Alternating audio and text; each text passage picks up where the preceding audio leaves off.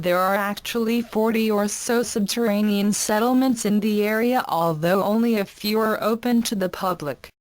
Kaymakli, 10 kilometers to the north of Darinku, is smaller and less excavated, but 5 levels are accessible and the experience is pretty much the same. Far from being a war to unseat a dictator, or for oil, the present Iraqi war is about the United States possessing the largest number of underground bases in the world. And in a world about to suffer catastrophic events, not seen in thousands of years, only those countries able to survive underground have any chance at surviving at all. No room for me? Now at this point in my story I'd like to remind you of something important. Whether or not you believe in any great disaster befalling us, and thereby affecting you and your family, doesn't take away from the fact that your own government, and other governments, are planning like mad to survive something. At the same time they are spending billions on underground bases and stockpiling them. You are being told that there is nothing to worry about. But at the exact same time that they are telling you everything is fine, they are increasingly releasing tidbits of information that fuels the fires of doom and gloom. What neither they nor we can ignore, however, are the many and ever-increasing changes in our weather that have been occurring. All they can do is to do their best to keep the information hidden from the masses. All we can do is to continually keep finding the information they're suppressing. It's quite the game of cat and mouse too. But like the mouse, the losers of this game will be dead. Let me give you an example of how this works. January 14, 2004, a large comet hits the Sun. A few minutes later, volcanoes in Russia, Japan and Ecuador erupt.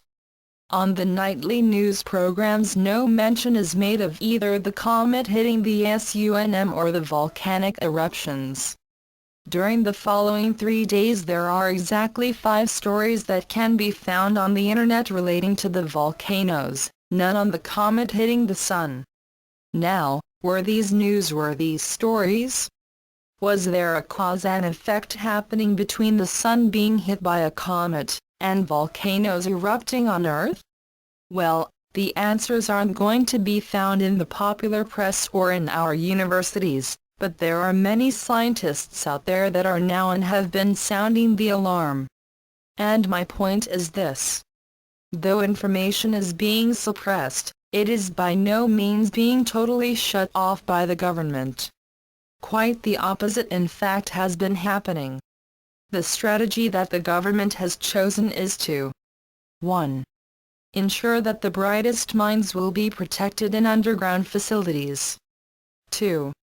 Ensure that the military power of the United States is able to withstand a worldwide disaster by spreading troops and equipment throughout the world. 3. Ensure that the economic power of the United States survives. 4. Ensure that just enough information is released to the general populace, so that those who are able and willing to do so can prepare.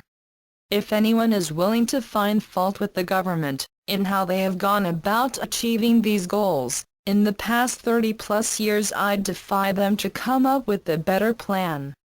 After all, the very first thing we'd want them to do, is the very last thing we'd do if we were making the decisions, and that is telling everyone the whole truth. Now imagine this for a moment, you know the truth, you know that we are heading for a worldwide disaster of biblical proportions, and you get on television and announce it to the world. What is going to happen? Of course the answer is just plain chaos.